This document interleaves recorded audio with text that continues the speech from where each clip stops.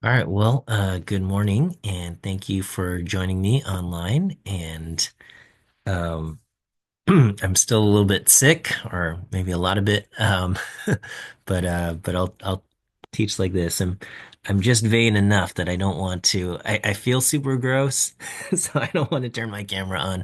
Um, so here we are. Um, let me start by talking about the final exam, and I've posted this file on and thank you for the well wishes. I've posted this file in the modules under final exam topics, and it's a description of the final. And and I know some of you are hoping for a note sheet, but I think I've described the problems, I think well enough that um that having a note sheet would almost be like just kind of you would end up just copying your answers over to the um to the exam itself. But anyway, let me talk about this. So the final exam is in person. It's going to be during the scheduled final exam time. A few of you have contacted me about kind of switching from one section to the other and things like that. And I can't accommodate everybody, but I will kind of I'll send out I will email out a seating chart, and hopefully that will show what's what where you'll be sitting. Okay. You'll need a calculator for some of the questions, so make sure you um bring that, and then yeah, again, no note sheet. Okay, so the first there's going to be basically like six parts, or six, I don't know. I don't want to say pages, but yeah, six parts. Okay, so the first question set of questions will be floating point questions. It'll be very similar to kind of like the floating point questions from the homework.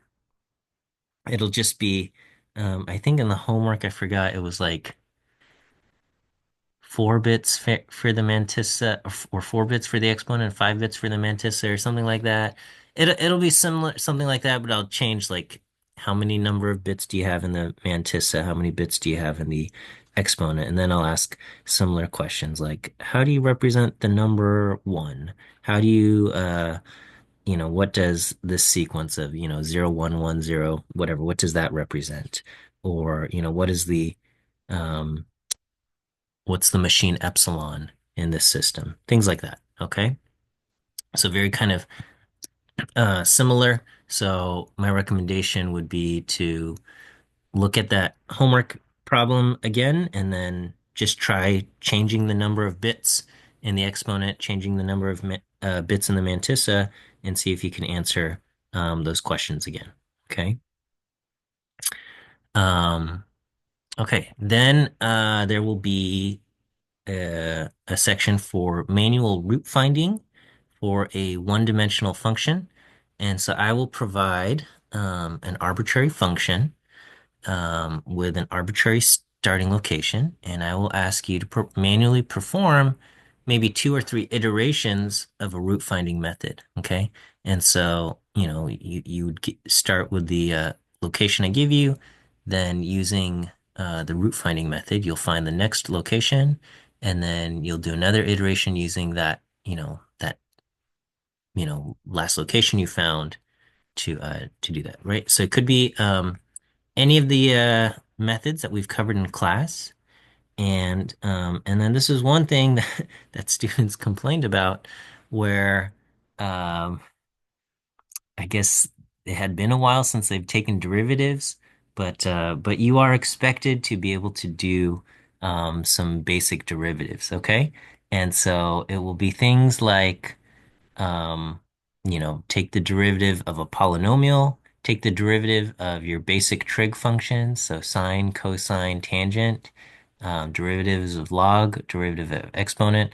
I'm not going to be asking for hyperbolic trig functions, so no like hyperbolic sine or anything like that, and I won't ask for inverse trig functions like arctangent or arcsine or things like that. So um, you should be familiar with, things like the product rule and the chain rule, at least for derivatives. And it should be, in my opinion, relatively straightforward. But again, you know, if it's been like years since you've taken a derivative, it might be, helpful to just um, do a little bit of reviewing on derivatives for Newton-Raphson method. Okay, another the next problem will be manual iterations of coordinate descent for a two-dimensional function. So this will be kind of like the homework problem, except you'll be doing it manually, and I will provide a two-dimensional function and an arbitrary starting point. Okay, so it'll be a function of x and y, and I'll give you a x at time zero and a y at time zero. And then you will do two complete iterations. So a complete iteration includes updating both the x and y coordinates. So you'll start by like holding y constant, and then you'll update x to x1. Then you'll hold x constant to x1 and update y to y1. And that will be one iteration. And then you'll do it again. Okay. When you do this, you will, hold one of the variables constant so that the two-dimensional function reduces down to a one-dimensional function, right? So if you have your function of x and y and you hold y constant, then it just becomes a function of x. And then once it's a function of x, you will optimize it, as in like the uh, find the minimum. And then for that part, you'll use calculus. Okay. You're not going to use golden section search or anything like that. You'll just use calculus. So you'll take the derivative and set it equal to zero to find, your local minimum, and then you'll use that as far as the next iteration goes. Okay, so it'll be so you'll be doing that. Okay, then you'll update that, and then you hold x constant, and then continue, and then you'll plot your results there. Okay. Any questions so far on on this? Okay. Um, I have some questions on the Nelder-Mead algorithm. There was no homework problem for Nelder-Mead, so I've posted a some Nelder-Mead practice problems. Okay, and and you can expect a question something similar to this. How do I do this? But basically, I'll post some kind of question, some kind of function, sorry, some kind of function, and then based on the function, uh, I will also post like the coordinates of a simplex. So a two-dimensional function will have a 3 points for the simplex, and then based on that, you'll have to figure out, UVW, and then I will ask things like, what's the reflected point, and what's the extended point, and what's the inside contracted point, and where's the outside contracted point, and then if you have this, basically, um, let's say you take this worst point and you reflect it, okay, um, you know, what would the algorithm do? Okay, it would replace W with R or attempt an extended point, things like that. So these are some practice problems for the Nelder-Mead, and you could try it out. Just make up another two-dimensional function, and make up different kind of starting coordinates, and you can try to practice doing that. Okay. Um, oh, I guess, oh, maybe, sorry, seven things. Okay. And then there'll be a randomization test. And this is so there's going to be two parts where you have to kind of manually write a little bit of code, and and one will be the randomization test. So this I will provide a description of some kind of scenario, and then I'll describe the data that was collected. And the data could be categorical or numeric, and you've seen examples of each of these things. And then um, I will ask a question that requires, a hypothesis test. Okay. Is there evidence that the seed yawn increases the chance of a person yawning or, whatever. Okay. And then, um, and then I'll ask you like, what are the hypotheses? Okay. So for this thing, what are the appropriate hypotheses? And then I'll ask you to write code manually to conduct the randomization test. Okay. So you'll have to kind of set up your data. And so either the data will be, in the description, I will say, the data is stored in this, data frame with this column and this column, and then you'll you'll shuffle up the values that way, or perhaps you have to kind of create your own vector of values. Like in Mythbusters, you had to create your own kind of um, vector of true false values. Okay. And then you'll do the randomization tests, sample without replacement to shuffle the values, split them into your two groups, and then um, calculate, your differences or whatever you need to do, and then find your empirical p-value. Um, Obviously, you won't be able to run the code because it's handwritten. But yeah, make sure your code is clean and legible. It should be syntactically valid. And then I will ask you, and I'll say like, let's pretend that you run the code and you get an empirical p-value of this. What is the corresponding conclusion that you would make? Okay. And then a similar kind of thing, but for Bootstrap. And I will ask you to manually write some code for Bootstrap. Now, for this, it could be parametric Bootstrap, it could be non-parametric Bootstrap. Okay, so if it's parametric, you would use something like rnorm, um, or some kind of well-known random generating function. And then for non-parametric, you would, resample with replacement. I will not ask you to use package boot, but you are not forbidden from using it. So if you wish to use package boot in your answer, you are allowed to, but I will not require it. Okay. And then again, write your code. And then the last page will be, maybe about four or five conceptual questions, and it will all be stuff from after the midterm exam. So everything from kind of floating point numbers and on, and it'll just um, uh, yeah, m most of these questions should be kind of like simple enough to be answered with one sentence there. Okay. Any questions about the the final exam or the description of the final? Okay. So this should be hopefully that's a clear enough description that you feel like you can study and prepare for it well. Okay. All right. This is just a miscellaneous lecture of I guess extra topics that I thought were kind of interesting.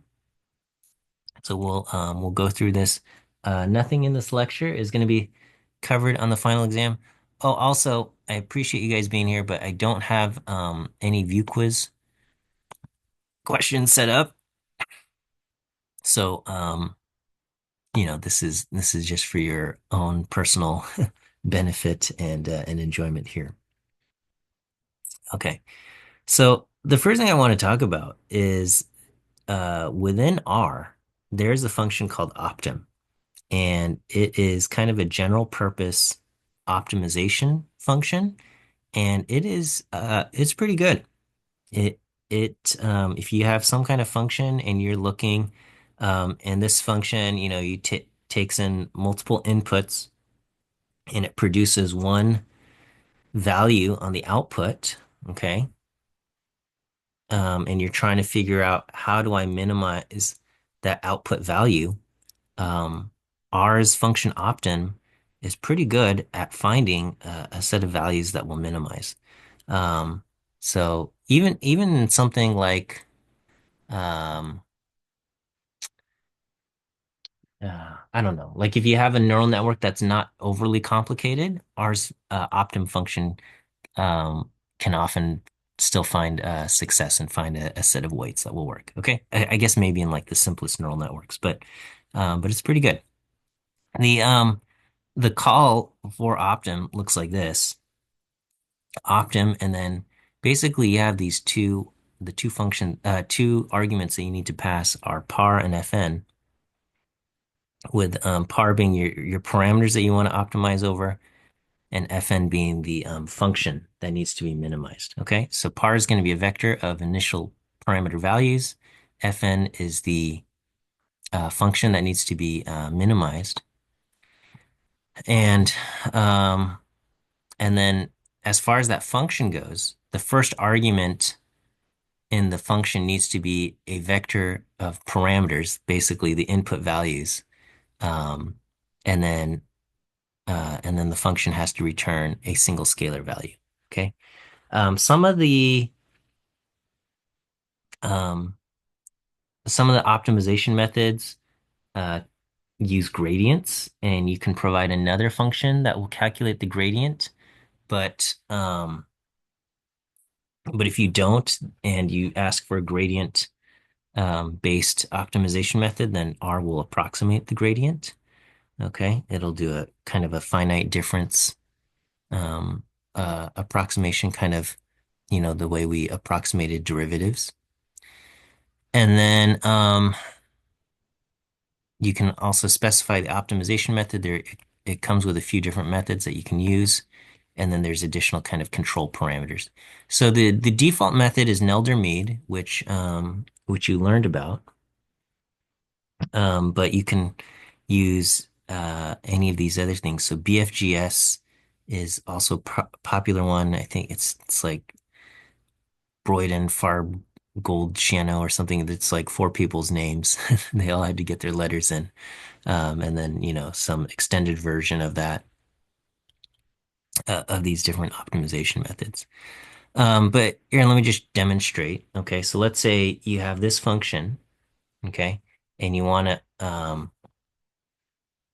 optimize this. So normally, if you take a function like this and you want to, it's a function of two parameters, right? X and Y, and you'd plug in X and you get X squared, 2X, X and Y, and you plug in X and Y, and it gives you it returns that value. But in order for optim to work, the function has to be, it has to be a function that takes in a single vector par. Okay, so basically, instead of saying you get arguments X and Y, you get an argument called par that in this case will be length 2. And then basically we'll say the first value in par will be X, and the second value in par will be Y. And then we take those X and Y values, we plug it into the function, and then it'll return a value there. So that's what it does. Okay. And then so if I were to run that, if I just use some arbitrary starting values of -1 and 1.5, it it reaches the optimal solution. Okay, or this is its estimate of the optimal solution of 1.0255 and 0.1024. The true values are 0.1.02564, and 0.102564. Okay, so we're getting kind of close, but not exactly that. Okay. And and it says, it converged. Converged is 0. Okay. Now you could change the method. So this is using Nelder-Mead.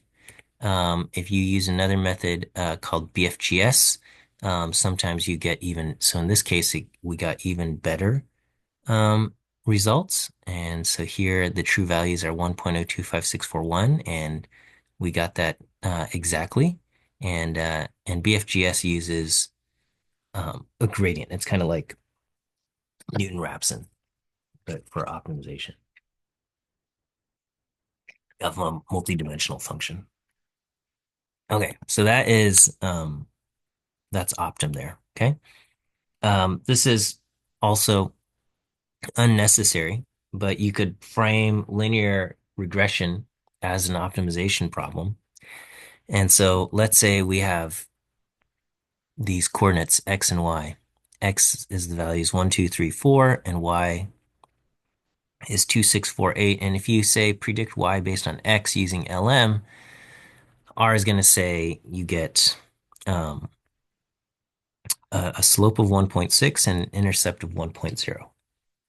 Um, in We can frame this as an optimization problem by saying, here we're going to take our parameters, and what we're trying to minimize is the sum of squares residuals.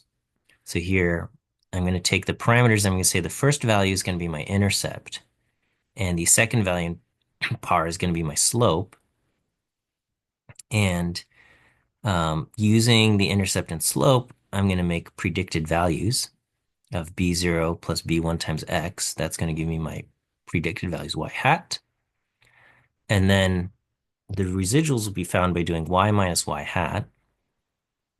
Okay. And then the thing that we're trying to minimize is the sum of squared residuals. Okay, so I'm going to say residual squared sum that, and this is what the function is going to try to minimize, or Optim is going to try to minimize. So the function calculates your sum of squared residuals based on your slope and intercept parameters that you provide it. Okay, and then when I run it, I can start off with just saying a slope of 0 and an intercept of 0, intercept of 0, slope of 0. And then after a few iterations, it comes back and it says, yep, your parameter values are 1.0 and 1.6, which align with what my intercept and slope should be. So that works. Okay. Um, all right, so that's all I wanted to say about Optim. The other thing I wanted to talk about is kernel density estimation. Kernel density estimation is kind of a handy tool that we can use, for visualizing our data. And basically, it makes a smooth line approximation for density curves based on a sample of data. So, for example, let me just generate 60 values from the normal distribution. Okay. And here is a histogram of what this looks like. And then, there's a little rug plot showing the values. And the kernel density estimate would be, if you had to kind of draw a smoothed out line to approximate this thing, what would that look like? And it might look something like this. Okay. It might look something like this. And it's just a way for us to kind of visualize, um, you know, almost like a density curve without, having to draw a histogram or something. Now you can change the parameters. You can change the parameters so that it can be extra smooth, and this will be you can change what we call the bandwidth, and this will take into account more data values, and so that makes the curve extra smooth here. Or you could change the bandwidths to be really tiny. Now this would not be recommended, but you can see like we get right where there's a little observation down here, we get like a little peak, and an observation right here, we get a little peak. And, all of these things kind of add up, and so this is, with a much smaller bandwidth, you get a much more jagged plot here. Um, Using the thinner bandwidth is similar to changing the bin width of a histogram. So again, same data, but if I change the width of the histogram, okay, the bin width of the histogram itself becomes a little bit more jagged. And so this is kind of, we get similar matching between the histogram and the kernel density estimate. Okay. Um, the way it works, okay, this kernel density estimation is really only possible on the computer. It's hard to do manually. I mean, with manually, you just kind of squint and just draw a curved line yourself. But then if you were asked, what values do you have, that's kind of tough to do. But basically, it works by kind of dropping like a little small curve centered at each data point in your sample.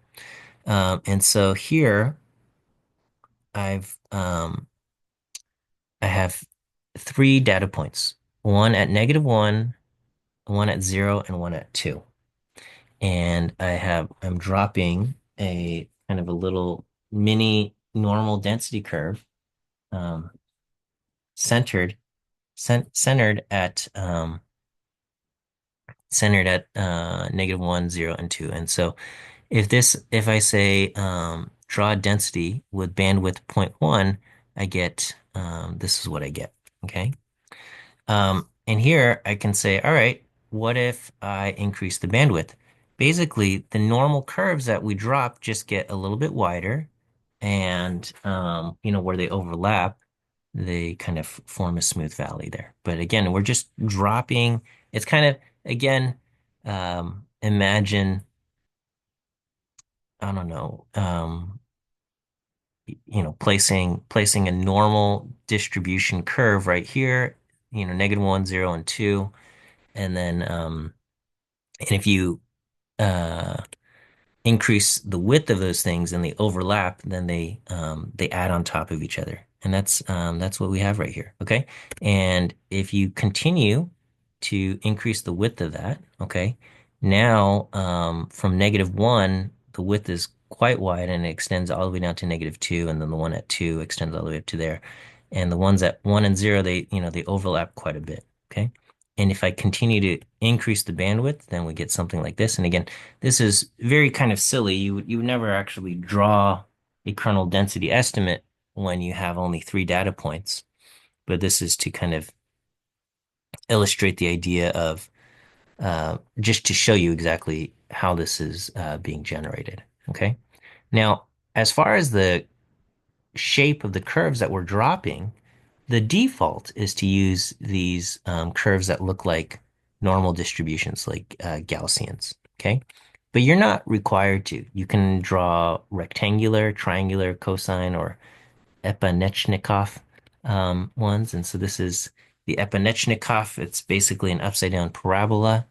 And you're drawing, they drop down at each of these locations, -1, 0, and 2. And then when they overlap, you kind of get this funny, these little bumps. And it looks kind of funny, but this is what happens when they overlap. Okay. Again, just kind of increasing the bandwidth when these parabolas kind of overlap with each other.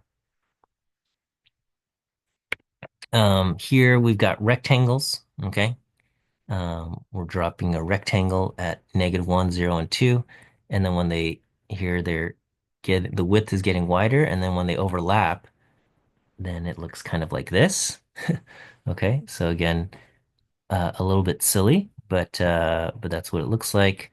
And then, even wider bandwidths, you get things like that. Okay, with triangles, the kernel's triangles, it looks like this, and then when they overlap here, you get kind of this flat region because one side's going down and the other side's going up, so that it flattens out. And then, as you increase the bandwidth. And again, we wouldn't actually do a kernel density estimate when we have only three data points. But the hope is that by seeing how it works for three data points, you get a sense of how these things are being drawn. Okay, and here it is with cosine. Cosine looks kind of similar to using the normal, but perhaps even smoother. Okay, and that's what we have there.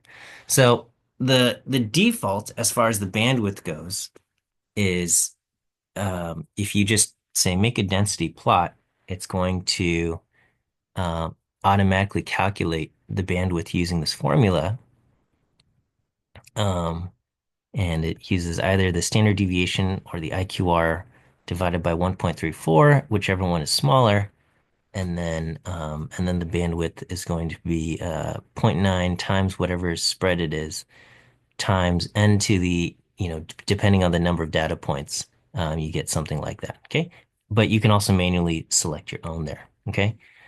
Um, One thing to keep in mind is that the kernel density estimate, because it's just a curve drawn, it often produces tails in re regions where no data exists. Okay. So, for example, like here we have going back to this thing where I've got like -1, 0, and 2, it's drawing a tail going all the way up to 4 and tail, going past, -2, almost -3 here. Okay. And, we don't have any actual values in here. And this could be a problem if you were to draw a kernel density estimate and, it's from like an exponential distribution. Exponential distribution is going to produce strictly positive values and if you'd say draw me a kernel density estimate, it will probably have a tail that goes into the negative side. So again, it's just dropping these kind of curves centered at each of these things. And so in some cases it makes sense, and in other cases it doesn't make sense to have such a tail there. Okay, all right. That's all I've got in me. I feel kind of winded already. So we're gonna end our lecture here for now. And yeah, hopefully I will feel better soon. But I'll keep you posted and I'll let you know what we're gonna do for Friday. Otherwise, stay safe and healthy out there and have a great rest of your day. All right, thanks everyone.